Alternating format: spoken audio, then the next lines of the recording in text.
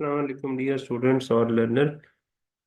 इस वीडियो में हम इस चीज़ पे बात करेंगे कि भाई सर्किट एलिमेंट्स क्या होते हैं, और ख़ास तौर पे हम सोर्सेज पर बात करेंगे कि सोर्सेज आपके पास कौन कौन से दस्तियाब हैं। तो स्टार्ट करते हैं।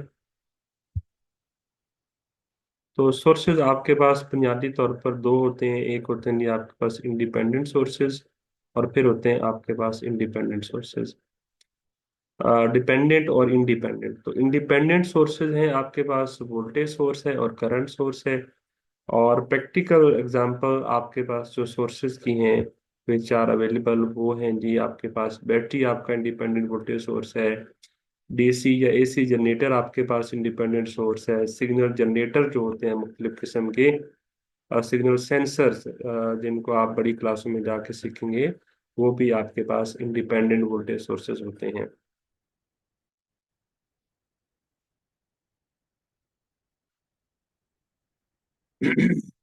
ओके, इसी तरह से इंडिपेंडेंट करंट सोर्सेज जो हैं इसमें भी सिग्नल सोर्सेज कुछ ऐसे होते हैं जो सिर्फ करंट प्रोड्यूस करते हैं, इसलिए वो आपके पास इंडिपेंडेंट करंट सोर्सेज हैं। और एक कॉमन एग्जांपल आपको इस करंट सोर्स की है पीवी सेल एरे, मतलब कि पीवी पैनल जो आमतौर पर हमारे घरों में आप इस्तेमाल होना शुरू हो गए हैं। सिंबल्स पे नजर डाली जाए तो ये जनाब, अगर आपके पास सर्कल उसके अंदर प्लस और माइनस का साइन लगा हो तो ये वोल्टेज सोर्स का सिंबल है, और अगर इसी सर्कल के अंदर एरो साइन का हो तो ये करंट सोर्स का सिंबल है। और ये जो है ये यूनिवर्सली एक्सेप्टेड है कि ये वोल्टेज सोर्स का सिंबल है, और ख़ास तौर पे ये बैटरी के लिए इस्तेमाल होता है ये वाला सिंबल। और इसमें पोलैरिटी बताने की ज़रूरत नहीं होती है क्योंकि इसकी पोलैरिटी डिसाइडेड है, क्योंकि इसके अंदर जो ऊपर वाली बड़ी लाइन है वो पॉजिटिव को इंडिकेट करती है, यानी ये पॉजिटिव साइड को इंडिकेट करती है और ये नेगेटिव साइड को इंडिकेट करती है। तो समटाइम आप सिंबल में ये देखेंगे कि इसमें सिर्फ एक बड़ी लाइन है और एक छोटी लाइन है। तो फिर भी ये पॉजिटिव होगा और ये नेगेटिव होगा, और अगर इस तरह से दो पेयर हैं या तीन पेयर हैं या चार पेयर भी अगर आपको नजर आए तो भी जो बड़ी लाइन है ये पॉजिटिव पोलैरिटी को इंडिकेट करती है और ये नेगेटिव पोलैरिटी को इंडिकेट करती है। अच्छा, इस तरह से जी आप डिफाइन करते हैं कि भाई आपके पास इंडिपेंडेंट वोल्टेज सोर्स क्या होता है। तो भाई इंडिपेंडेंट वोल्टेज सोर्स जो है वो ये होता है कि the voltage source which will maintain a source that maintains a fixed voltage across its terminal irrespective of whatever current passes through it is called an ideal voltage source। यानी मैं symbol दिखा के आपको बात करता हूँ, ये आपका इंडिपेंडेंट वोल्टेज सोर्स है, या ये भी हमारे पास एक इंडिपेंडेंट वोल्टेज सोर्स है। तो इसमें से अब जाहिर है जब भी कोई सर्किट एलिमेंट होगा ना, तो उसके क्रॉस वोल्टेज भी डेवलप होगा और उसमें से करंट भी पास हो सकता है, या अल्टरनेटिवली हम ये कर सकते हैं कि उसमें से अगर करंट पास होगा तो उसके क्रॉस वोल्टेज भी डेवलप हो सकता है। तो दोनों सूरतें हो सकती हैं। तो इसकी डेफिनेशन ये है कि भाई इसने अपना वोल्टेज कांस्टेंट रखना है, यानी एक सर्टेन टाइम में इसने अपना वोल्टेज कांस्टेंट रखना है। अगर 12 वोल्ट का सोर्स है तो 12 वोल्ट रहेगा, अगर 5 वोल्ट का सोर्स है तो ये 5 वोल्ट मेंटेन करेगा। अब जाहिर है इसके क्रॉस लोड होगा, अगर रेजिस्टिव लोड होता है आमतौर पर, तो उसकी वजह से करंट कम हो जाता है या ज्यादा हो जाता है। तो करंट के कम या ज्यादा होने की वजह से इसके 12 वोल्ट कम या ज्यादा नहीं होंगे, या अगर इसके 5 वोल्ट हैं तो इसके 5 वोल्ट कम या ज्यादा नहीं होंगे। ये आपके इंडिपेंडेंट सोर्स की प्रॉपर्टी है। लेकिन प्रैक्टिकली अच्छा, फिर आपके पास जो इंडिपेंडेंट वोल्टेज सोर्स होता है उसमें क्या होता है कि उसकी जो रेजिस्टेंस है वो जीरो होती है, और लेकिन प्रैक्टिकली जो आपका सोर्स है उसकी रेजिस्टेंस जीरो नहीं होती है। आप इसको ग्राफिकली इंडिपेंडेंट वोल्टेज सोर्स को इस तरह से रिप्रेजेंट करते हैं, यानी ये आपका करंट एक्सिस है, ये आपका वोल्टेज एक्सिस है। तो ये रेड लाइन है, ये इंडिकेट कर रही है कि भाई आप देखें कि आप करंट जितना मर्जी बढ़ा दें, वोल्टेज आपका इसी लेवल पे रहेगा, इसी वैल्यू तक मेंटेन रहेगा। लेकिन प्रैक्टिकली क्या होता है कि आपकी बैटरी की अगर बात करें या जनरेटर की अगर बात करें, तो उसमें कुछ रेजिस्टेंस होती है, तो जब ज़्यादा करंट पास होता है ना, तो जो बैटरी का कुछ वोल्टेज है उसके अंदर ही ड्रॉप हो जाता है, उसके अंदर ही जाया हो जाता है। तो जिसकी वजह से जो है आइडियली आपका यानी इतना आपको वोल्टेज मिलना चाहिए, लेकिन वो आपका वोल्टेज ड्रॉप होना शुरू हो जाता है एज द करंट इंक्रीजेस। जैसे अब बात करते हैं इंडिपेंडेंट करंट सोर्स की, तो independent current source like independent voltage source ये है कि भाई this is the source which will maintain the current passing through it irrespective of whatever voltage develops across its terminal। यानी इसने अपना करंट कांस्टेंट रखना है, यानी आसान अल्फाज में बोले तो इसने क्या करना है जी, इसने अपना करंट कांस्टेंट रखना है। यानी मैं आपको दोबारा वो जो सिंबल हमारे पास है वो मैं दिखा के तो आपको थोड़ा बात क्लियर करता हूँ कि ये देखें, ये हमारे पास एक इंडिपेंडेंट करंट सोर्स है। तो मतलब अगर ये 2 एम्पेयर का करंट सोर्स है, ये 0.5 एम्पेयर का है, ये 4 एम्पेयर का है, ये 10 एम्पेयर का है, जो भी इसका करंट है, तो ये अपना करंट जो है उसको मेंटेन रखेगा। ठीक है, अब जाहिर है इसके साथ अगर कोई लोड लगता है तो उस लोड की वजह से इसके अक्रॉस कम या ज्यादा वोल्टेज आ जाएगा। तो उस कम या ज्यादा वोल्टेज की वजह से ये अपना करंट जो है उसको कम या ज्यादा नहीं करेगा। तो like independent voltage source independent current source की जो है उसका भी एक ग्राफ है। लेकिन आपका जो इंडिपेंडेंट वोल्टेज सोर्स है सॉरी, उसकी इंटरनल रेजिस्टेंस जीरो होती है, लेकिन इंडिपेंडेंट करंट सोर्स की जो इंटरनल रेजिस्टेंस है वो आपकी इन्फिनिटी होती है। लेकिन जो आपका प्रैक्टिकल सोर्स होगा उसकी जो रेजिस्टेंस है वो लेस देन इन्फिनिटी होती है। ग्राफिकली जो करंट सोर्स है उसको इस तरह से रिप्रेजेंट करते हैं। आप ये ग्राफ क्या इंडिकेट कर रहे हैं कि भाई अब आप करंट वोल्टेज आप जितना भी बढ़ाएंगे, करंट आपका कांस्टेंट रहेगा, करंट आपका इसी लेवल पे रहेगा। और ये ग्राफ क्या इंडिकेट करता है कि प्रैक्टिकली ये आपका जो करंट है वो कम हो सकता है अगर उसके अक्रॉस कोई लोड आ जाए तो। और इस सर्किट लीनियर सर्किट एनालिसिस में जो हम मतलब थ्योरी डिस्कस करेंगे इस वीडियो में या आगे चल के हम डिस्कस करेंगे, हम हमेशा आइडियल इंडिपेंडेंट सोर्सेज की बात करेंगे, यानी आइडियल वोल्टेज सोर्स की बात करेंगे और आइडियल करंट सोर्स की बात करेंगे। अच्छा, दूसरी कैटेगरी ऑफ सोर्सेज हैं डिपेंडेंट सोर्सेज, तो इसकी 4 टाइप्स हैं। अब ये चूंकि डिपेंडेंट सोर्सेज हैं तो दैट मीन्स के जो आपका डिपेंडेंट सोर्स है तो वो किसी दूसरे एलिमेंट के वोल्टेज या करंट पे डिपेंड करेगा। तो अगर वो आपका डिपेंडेंट सोर्स वोल्टेज सोर्स है और वो डिपेंड करता है किसी दूसरे एलिमेंट के वोल्टेज पर, तो उसको हम कहेंगे वोल्टेज कंट्रोल्ड वोल्टेज सोर्स। और अगर ये आपका डिपेंडेंट वोल्टेज सोर्स एक अगेन वोल्टेज सोर्स है लेकिन वो आप डिपेंड करता है किसी दूसरे एलिमेंट के करंट पर, तो ये कहलाएगा आपका करंट कंट्रोल्ड वोल्टेज सोर्स। इसी तरह से अगर आपके पास एक करंट सोर्स है और अगर वो वोल्टेज पे डिपेंड करता है तो वो वोल्टेज कंट्रोल्ड करंट सोर्स हो जाएगा, और अगर वो किसी दूसरे एलिमेंट के करंट पे डिपेंड करता है तो ये आपका करंट कंट्रोल्ड करंट सोर्स हो जाएगा। और इसकी एग्जांपल्स प्रैक्टिकल एग्जांपल्स इस कोर्स में तो ये नहीं आएंगी, लेकिन आगे चल के अगर आप इलेक्ट्रॉनिक्स पढ़ते हैं या इलेक्ट्रॉनिक्स का कोई और ब्रांच पढ़ते हैं जहाँ पे मतलब सर्किट्स आ जाते हैं, तो उसके अंदर इस तरह की चीजें आ सकती हैं। लाइट ट्रांसफार्मर एक डिपेंडेंट सोर्स है, कपलिंग सर्किट्स होते हैं, मैग्नेटिक कपलिंग सर्किट्स वो डिपेंडेंट सोर्सेज होते हैं, एम्पलीफायर्स, पावर कन्वर्टर्स, तो they are some examples of dependent sources. Dependent sources को हम मतलब मज़ीद अंडरस्टैंड करने के लिए वो जो हमने 4 डेफिनेशन पीछे देखी हैं उसको ज़्यादा अंडरस्टैंड करने के लिए इस फिगर पे जरा गौर करें कि ये आपके पास जो है आ, ये है आपका वोल्टेज कंट्रोल्ड वोल्टेज सोर्स, यानी इस डिपेंडेंट सोर्स का जो वोल्टेज V है that is depending upon the voltage of this element. इसी तरह से ये आपका अगेन एक वोल्टेज सोर्स है, लेकिन इसका जो वोल्टेज V है वो इस एलिमेंट के करंट पे डिपेंडेंट है। इसी तरह से ये भी आप ये एक आपका करंट सोर्स है, डिपेंडेंट करंट सोर्स है, लेकिन इसका जो करंट है वो इसके वोल्टेज पे डिपेंडेंट है, और फाइनली आपके पास ये करंट सोर्स है जो इस ब्रांच के या इस एलिमेंट के करंट पे डिपेंडेंट है। तो डेफिनेटली ये आपका क्या होगा, वोल्टेज कंट्रोल्ड वोल्टेज सोर्स। ये हो गया आपका करंट कंट्रोल्ड वोल्टेज सोर्स। ये आपका हो गया वोल्टेज कंट्रोल्ड करंट सोर्स। ये आपको हो गया, आपके पास हो गया करंट कंट्रोल्ड वोल्टेज सोर्स।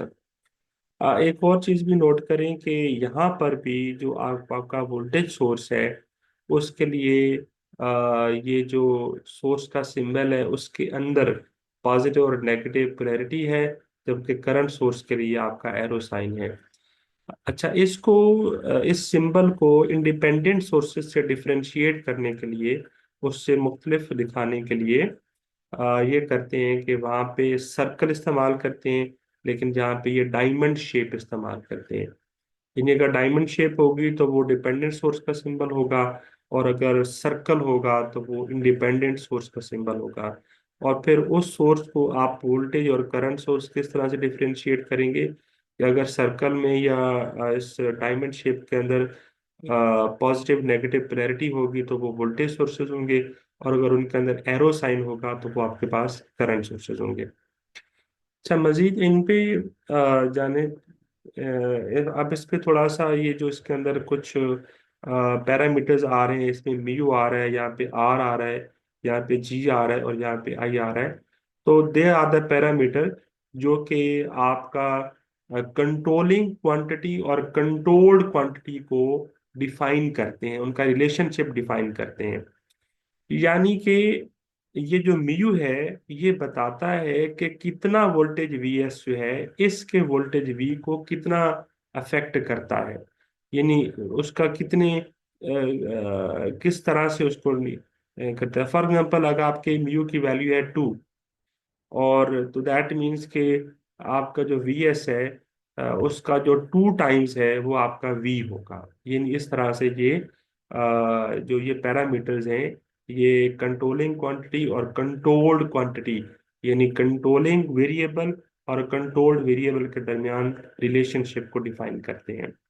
यानी मेरा इससे कंट्रोलिंग और कंट्रोल से मतलब ये है कि हम कह रहे हैं ना कि voltage controlled voltage source, which means कि ये जो वी एस है ये कंट्रोलिंग वेरिएबल हो गया, और ये वाला जो वी है ये आपका कंट्रोल्ड वेरिएबल हो गया, यानी कि ये कंट्रोल किया जा रहा है, और ये वाला वी कंट्रोल कर रहा है, तो ये कंट्रोलिंग हो गया, और जो वी एस है वो कंट्रोल्ड वेरिएबल हो गया।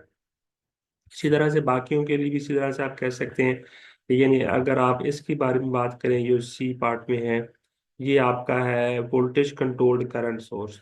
तो इसमें करंट आपका होगा कंट्रोल्ड वेरिएबल, और वी एस जो कि वोल्टेज है ये आपका कंट्रोलिंग वेरिएबल होगा। अच्छा, मजीद ये जो म्यू है या आर है, या इसमें जी आ रहा है या बीटा आ रहा है, इसकी नेचर पे अब बात हमें करनी चाहिए कि बाय नेचर ये क्या है। तो इनकी नेचर डिफाइन करने के लिए आप इस ये जो फार्मूला है इसके अंदर से आप क्या करें कि इसके अंदर से आप जो यानी इस फार्मूले में से आप म्यू के लिए इसको सॉल्व करने पे, जब आप इसको म्यू के लिए सॉल्व करेंगे तो you will notice that mu is equal to V upon V. अब इसके अंदर जो v है वो आपका आउटपुट वेरिएबल है, वो कंट्रोल्ड वेरिएबल है, और vs जो है ना वो इनपुट वेरिएबल है, कंट्रोलिंग वेरिएबल है। तो अब अगर हम मैथमेटिकली देखें तो ये जो म्यू आपका यूनिटलेस नंबर है, क्योंकि ये भी वोल्टेज है और ये भी वोल्टेज है। इस वोल्टेज का यूनिट भी वोल्ट्स है, और इस यूनिट का वोल्ट इसका भी यूनिट है वोल्ट्स है। लेकिन हमने इसको जो यूनिट असाइन करना है वो असाइन करना है v बाई वी का। और इस तरह से इस पैरामीटर को आमतौर पे हम ये भी कहते हैं कि ये वोल्टेज गेन कहलाएगा, ये वोल्टेज गेन कहलाता है। इसी तरह से आप जो है सेकंड में अगर आप जाएं तो उसके अंदर आर है। तो अगर आप आर के लिए इसको देखें तो आर आपका होगा वी अपॉन आई एस, और आप लोग देख सकते हैं क्लियरली, क्योंकि आपने पहली क्लासों में एफएससी वगैरह में पढ़ लिया होगा कि ये जो आर है वो वी ओवर आई एस है, और इसका यूनिट जो है वो ओम होगा। और ये पैरामीटर जो है इसको हम ट्रांस कंडक्टेंस भी कहते हैं। और हम ट्रांस कंडक्टेंस को इसलिए कहते हैं क्योंकि ये इनपुट इनपुट करंट का आउटपुट वोल्टेज के साथ एक रिलेशनशिप डिस्क्राइब करता है। इसको हम इस तरह से भी कहते हैं कि ये जो पैरामीटर आर है, ये एक्चुअली इस करंट आई एस को वोल्टेज वी में कन्वर्ट कर देता है, ट्रांसफॉर्म कर देता है। ठीक है, इन एक वर्ड इस्तेमाल होता है, ट्रांसफॉर्म। ट्रांसफॉर्म का मतलब कि जो उसको, यानी जो इनपुट वेरिएबल को किसी दूसरे आउटपुट वेरिएबल, किसी दूसरी टाइप के आउटपुट वेरिएबल में कन्वर्ट कर दे। तो इस तरह के कॉन्सेप्ट को हम ट्रांसफॉर्मेशन कहते हैं। और जो पैरामीटर ये काम करे तो उसको हम ट्रांसफॉर्मेशन पैरामीटर कहते हैं। तो depending upon the nature of the input and output quantity, फिर उसका एक नाम रख लेते हैं। तो यहाँ पे चूंकि इनपुट और आउटपुट क्वांटिटी जो है वो करंट और वोल्टेज है, तो ये इसलिए वी और आई बन जाता है। तो वी और आई आपका रेजिस्टेंस है। लेकिन ये आपकी मतलब किसी रजिस्टर की रेजिस्टेंस नहीं है, बल्कि ये क्या है, ये एक्चुअली ट्रांस रेजिस्टेंस है, because this trans resistance is converting current into voltage, is converting the current of some other variable, other element, to the voltage of some other element. That's why it is trans resistance. Similarly, ये second third parameter आपके पास है I is equal to G into Vs. So this parameter is also known as trans conductance, क्योंकि I upon Vs जो है वो conductance होता है। लेकिन ये जो कंडक्टेंस है किसी दूसरे एलिमेंट का वोल्टेज किसी दूसरे एलिमेंट के करंट में कन्वर्ट करता है, ट्रांसफॉर्म करता है। That's why it is trans conductance. And finally the last parameter is that the input current is converted to the output current of this dependent source. तो अब इसके पैरामीटर पे अगर आप बात करें तो ये बीटा आई और आई ए दोनों जो हैं वो करंट्स हैं, इसलिए अ, इसका यूनिट होगा ए अपॉन ए। और इस पैरामीटर को हम करंट गेन कहते हैं। अच्छा, अब यहाँ आपको थोड़ा सा आइडिया भी होगा होगा कि ये आल्टो के ये जो म्यू है ये भी यूनिटलेस नंबर है, बीटा भी यूनिटलेस नंबर है। लेकिन जाहिर है अगर एक आपको से वैल्यू होगी और उसके साथ पता नहीं होगा कि ये वैल्यू जो है वो करंट गेन है या वोल्टेज गेन है, तो मतलब वी बाई वी लिख देंगे तो क्लियर पता लग जाएगा कि ये नंबर आपका वोल्टेज गेन है। और अगर उसके साथ ए बाई ए लिखा होगा तो इसका मतलब क्या होगा कि वो करंट गेन है। So this is how we deal with dependent sources. तो ये कुछ कॉमन टाइप्स हैं डिपेंडेंट सोर्सेज की, जो आप इलेक्ट्रॉनिक्स पढ़ते हुए या इसी तरह के नेचर के कोर्सेज पढ़ते हुए आप लोगों को बात करेंगे। तो जो आपका वोल्टेज कंट्रोल वोल्टेज सोर्स होता है वो वोल्टेज एम्पलीफायर होता है। उसमें आप लोग आगे चल के ऑपरेशनल एम्पलीफायर पढ़ेंगे, या बीजेटी से एक बीजेटी डिवाइस आप लोग पढ़ेंगे या फील्ड इफेक्ट ट्रांजिस्टर्स पढ़ेंगे। तो उनसे कुछ एम्पलीफायर बनते हैं, तो उन एम्पलीफायर की नेचर जो है वो इसी तरह से होती है कि उनमें से कोई वोल्टेज एम्पलीफायर होता है, कोई करंट एम्पलीफायर होता है, कोई ट्रांस रेजिस्टेंस एम्पलीफायर होता है, और कोई उसमें से ट्रांस कंडक्टेंस एम्पलीफायर होता है। अच्छा, ये एक बात बताना मैं भूल गया पीछे। यानी इसमें से एक तो इनके ये नाम है ना कि ये आपके वोल्टेज सोर्सेज हैं। आ, थोड़ा सा मैं इसको बड़ा कर लूं कि एक तो इनके नाम हमने ये पढ़े हैं कि ये आपके पास वोल्टेज कंट्रोल वोल्टेज सोर्स है, ये करंट कंट्रोल वोल्टेज सोर्स है, ये वोल्टेज कंट्रोल्ड करंट सोर्स है, और ये करंट कंट्रोल्ड करंट सोर्स है। तो ये जो नाम है ये हम सर्किट थ्योरी में इस्तेमाल करते हैं। लेकिन जब इसी तरह की नेचर के सर्किट्स हम इलेक्ट्रॉनिक्स में पढ़ते हैं, तो उन दैट केस ये वाला इस तरह का बिहेवियर जो सर्किट आपको देगा वो आपका होगा वोल्टेज एम्पलीफायर। इस तरह का बिहेवियर जो आपको सर्किट प्रोवाइड करेगा वो आपका होगा करंट एम्पलीफायर।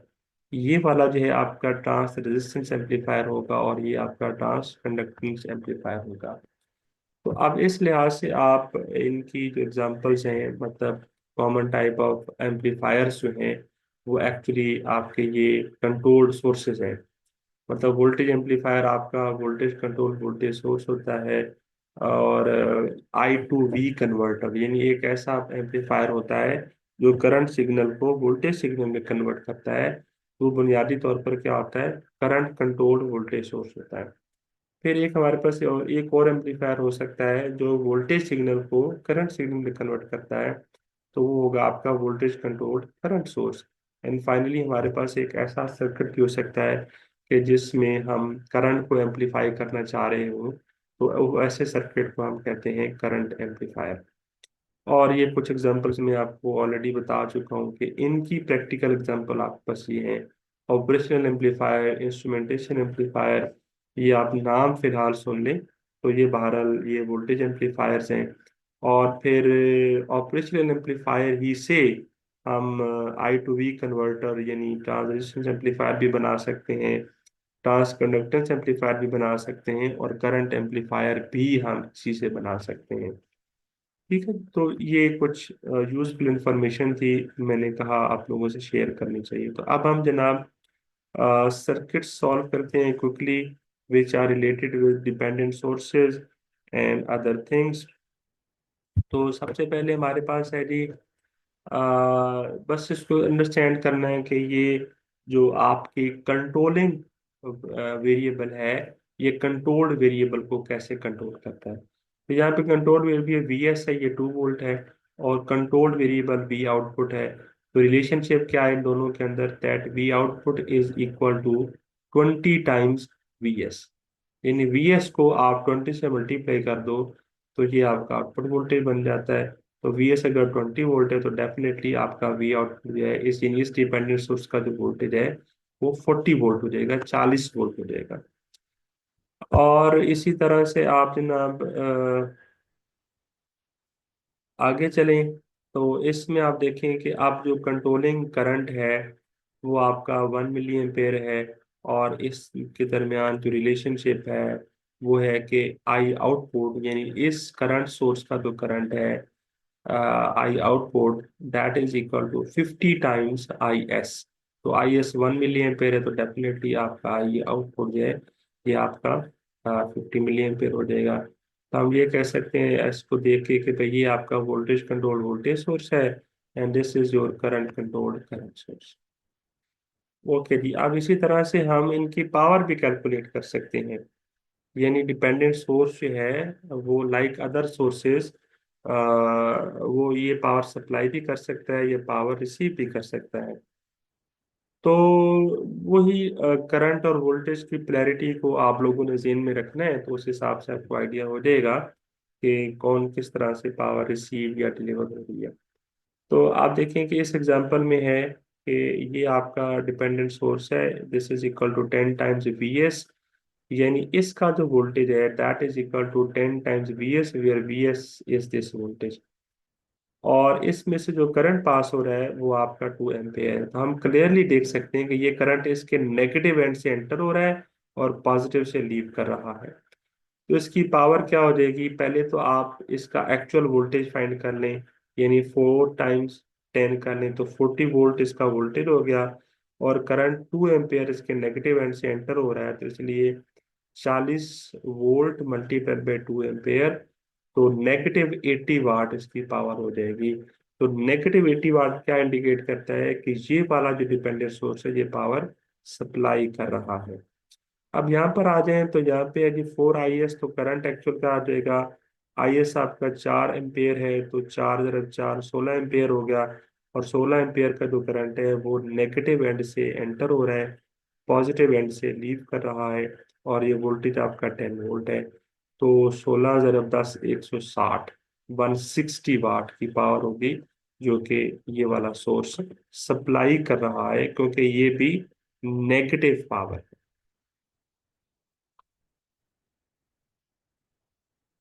ओके, तो आप जनाब हम एक और बड़े कॉमन और इंटेलिजेंट, एक बड़े ज़बरदस्त थ्योरम से बात करते हैं, which is fundamental theorem in circuit theory, which is Italian theorem. Italian theorem जो है ये एक साहब थे BDH टैलिजन, 1952 में उन्होंने ये प्रपोज किया था। और उन्होंने ये कहा था that sum of powers absorbed by all elements in in an electrical network is zero, यानी पूरे सर्किट में जितने भी एलिमेंट्स होंगे उन सब की जो पावर्स हैं जो वो एब्जॉर्ब करते हैं, उनका सम जो है वो आपके पास जीरो होगा। या फिर इसको इस तरह भी कह सकते हैं कि the power supplied in a network is exactly equal to the power absorb. यानी अगर हम यहाँ पे बात करें तो सारी पावर एब्जॉर्ब जो है वो कुछ पावर एब्जॉर्ब नेगेटिव एब्जॉर्ब होंगी, कुछ पॉजिटिव होंगी, तो उनको सम करेंगे तो जीरो आ जाएगा।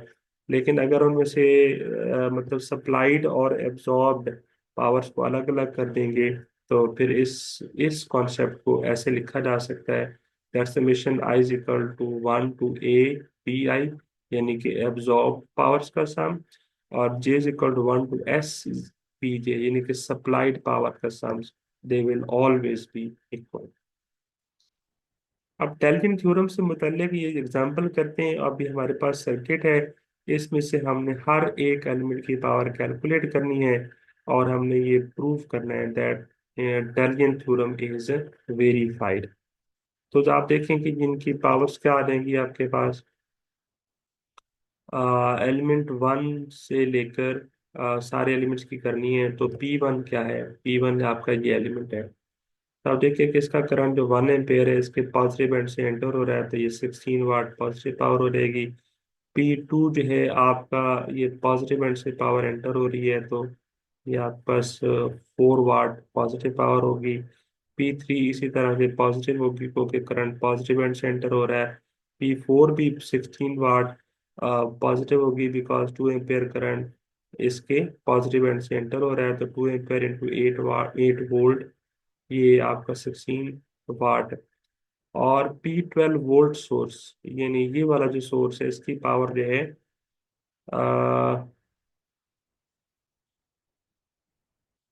सॉरी P12 वोल्ट ये वाला, सॉरी। तो P12 वोल्ट जो है इसका भी करंट इसके पॉजिटिव एंड से एंटर हो रहा है, नेगेटिव से लीव कर रहा है, तो ये पावर में पॉजिटिव होगी। 12 वोल्ट टाइम्स 2 एम्पेयर तो 24 वाट।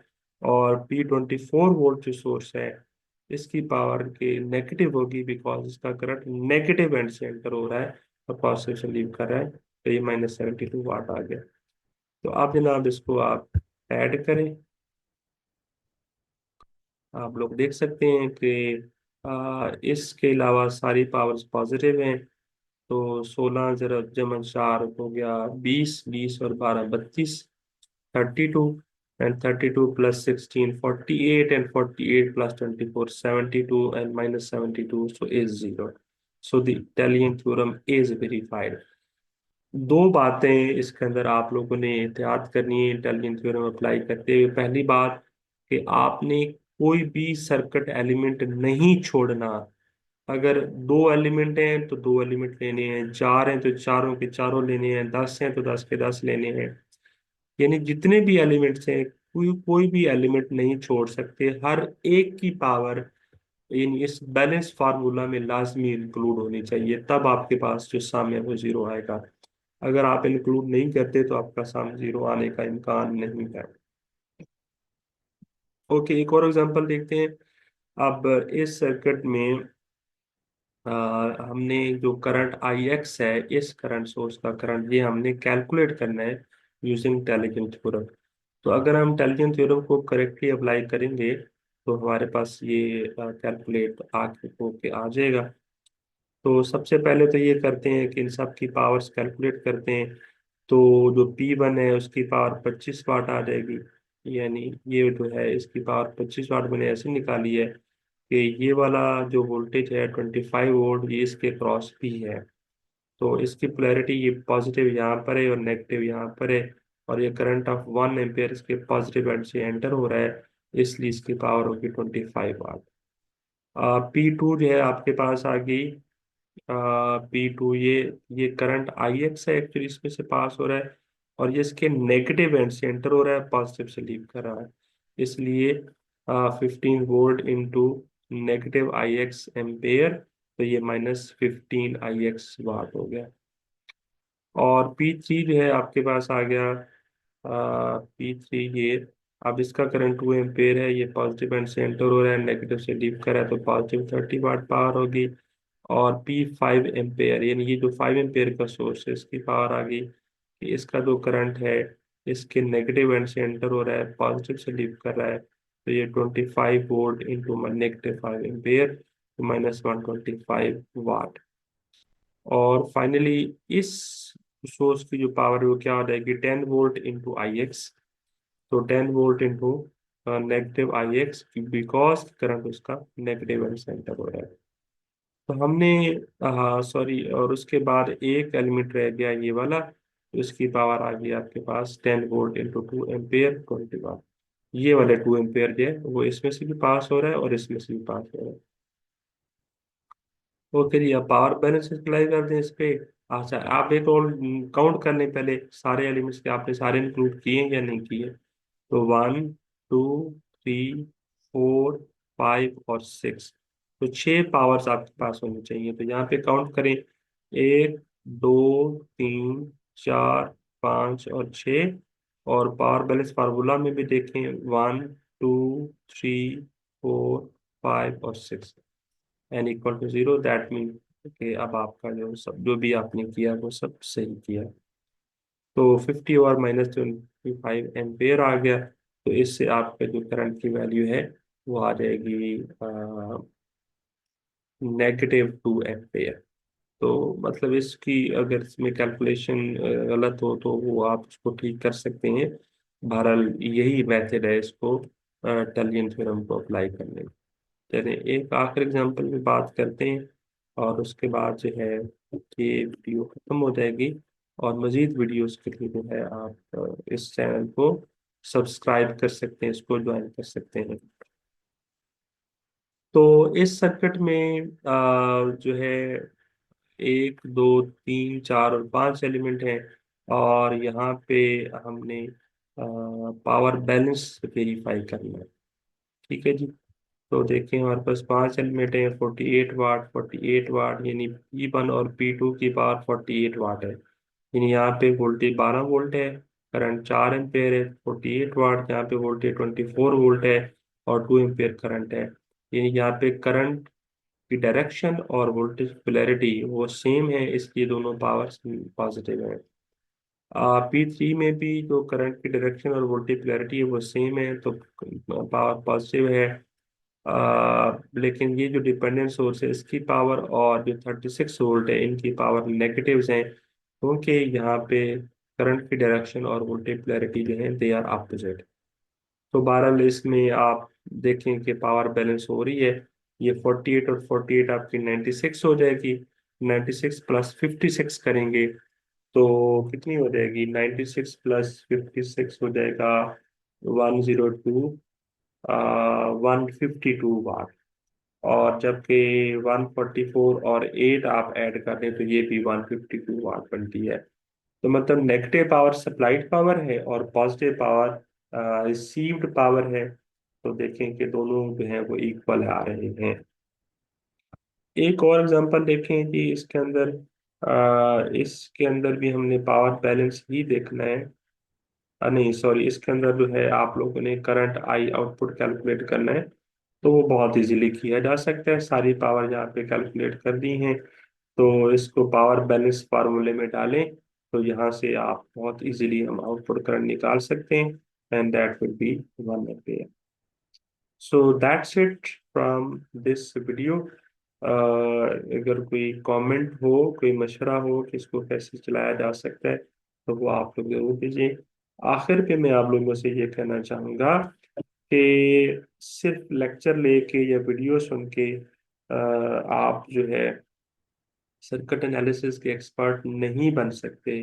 आप लोगों को प्रैक्टिस करना होगी, प्रैक्टिस करना होगी, और बहुत ज़्यादा आप लोगों को प्रैक्टिस करना होगी। प्रैक्टिस ही आपको एक्सपर्ट बना सकती है इसके अंदर, अदरवाइज आप इसको नहीं सीख सकते। तो this is the video from my side. और अगली वीडियो में हम इंशाल्लाह बात करेंगे ओम्स लॉ पे, और हम सर्किट सॉल्व करना से शुरू कर देंगे।